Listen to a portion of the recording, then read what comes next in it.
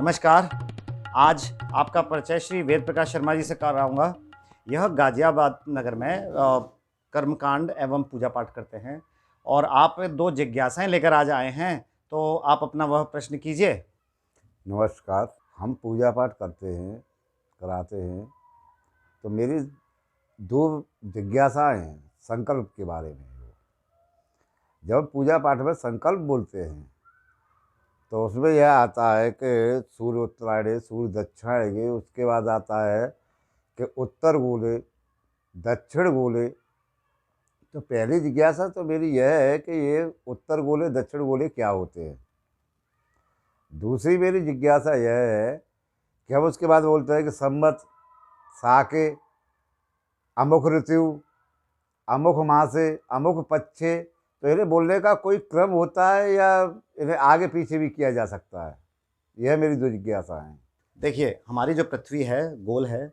इस पृथ्वी के यदि मैं दो बराबर भाग कर दूं, है ना, एक उत्तरी भाग और एक दक्षिणी भाग, ऊपर नीचे, तो जो रेखा है उस रेखा को हम बोलेंगे भूमध्य रेखा या विषुवत रेखा। यह रेखा एक काल्पनिक रेखा है जो उत्तरी गोलार्ध और दक्षिणी गोलार्ध को बांटती है।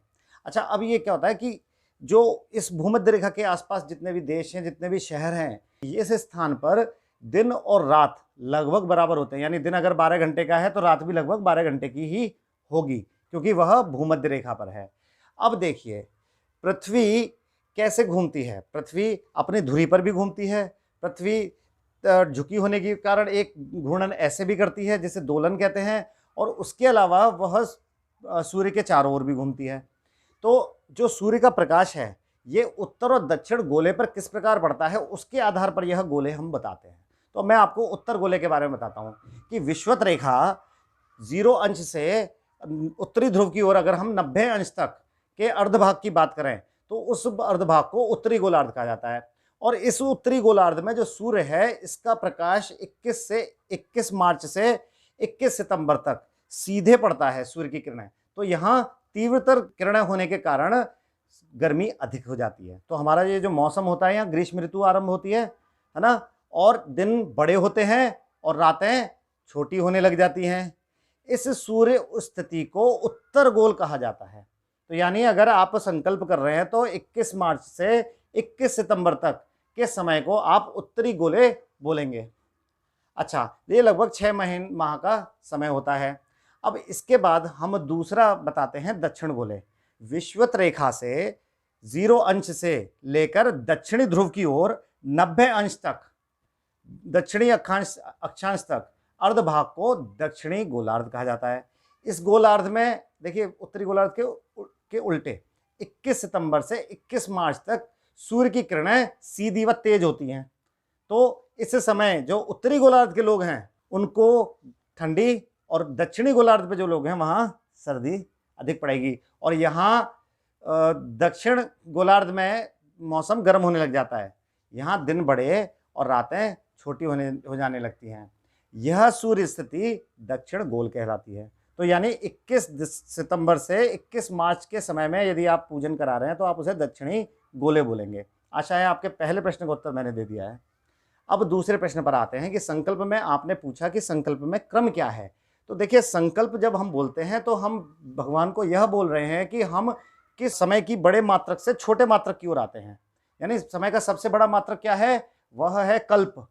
ब्रह्मा जी का एक दिन जो होता है वो एक कल्प है और उनके दिन रात 2 कल्प हैं। तो हम कल्प से आरंभ करके न्यूनतम सबसे छोटा जो मात्रक है समय का, उस तक की बात करते हैं। तो कैसे हम बोलते हैं, हरि ओम विष्णु विष्णु विष्णु ओम नमः प्राण पुरुषोत्तमाय अद्य श्री ब्राह्मणे अहिर द्वितीय प्रहरादे श्री श्वेत वराह कल्पे। देखो, वराह नाम का कल्प चल रहा है। वैवत्सत मनवंतरे, वैवस्वत नाम का 7वां मनवंतर चल रहा है। 28वां कलयुग, अष्टाविंशति तमे कलयुगे 28वां कलयुग चल रहा है, यानी महायुग 28वां चल रहा है। 71 होते हैं एक मनवंतर में। और कली का प्रथम चरण चल रहा है। यहां हमने देखो, हम आ गए कलयुग तक। अब कलयुग के बाद हम बोलते हैं अपने स्थान का नाम, जिस स्थान पर हमें, जैसे भूलोके, जम्बू द्वीपे, भारतवर्षे, भरतखंडे, आर्यावर्तांतर्गत ब्रह्मा वर्तैक देशे, ये हमने स्थान बता दिया। अब स्थान के बाद हम क्या बताएंगे? सबसे पहले हम बोलेंगे संवत। संवत 2079 नहीं बोलेंगे, हम इसे संस्कृत में बोलेंगे द्विसहस्राणी नवसप्तति। सबसे पहले हमने संवत बोलना है। संवत से छोटा क्या है पूरे वर्ष में? तो वह अयन है, इसलिए हम विक्रम शके द्विसहस्राणी नवसप्तति के बाद अगला जो बोलेंगे वह बोलेंगे श्री सूर्य उत्तर अयने, फिर उत्तर गोले, क्योंकि उसका काल लगभग 6 महीने के लगभग होता है।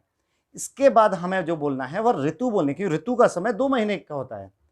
ऋतु के बाद हम माह बोलेंगे।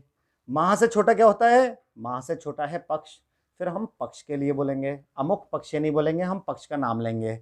और उसके बाद उससे छोटी जो चीज़ है वो वार है।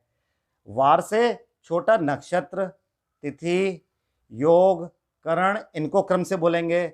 और जब हम इनमें से सबसे छोटी चीज़ पर आ गए तो उसके बाद हम बताएंगे कि अभी ग्रहों का गोचर क्या है। तो क्रम जो है वह मनवंतर से तिथि तक का है, और तिथि के बाद हम ये बताएंगे कि कौन कौन सा ग्रह कौन कौन सी राशि में स्थित है। तो यह एक समय की प्रमाणिकता हम बताते हैं कि हम इस समय यहाँ बैठकर इस स्थान पर इतने बजे, हमें इसमें दिनमान में, हमें इसमें सूर्य स्पष्ट भी अगर बता दें तो कोई बुराई नहीं है कि अभी हम इस समय यहाँ बैठे, सूर्य जब इतने अंश पर थे। तो इस प्रकार से हमें संकल्प का पाठ करना चाहिए। आशा है मैंने आपके दूसरे भी प्रश्न का उत्तर दे दिया। बहुत बहुत धन्यवाद।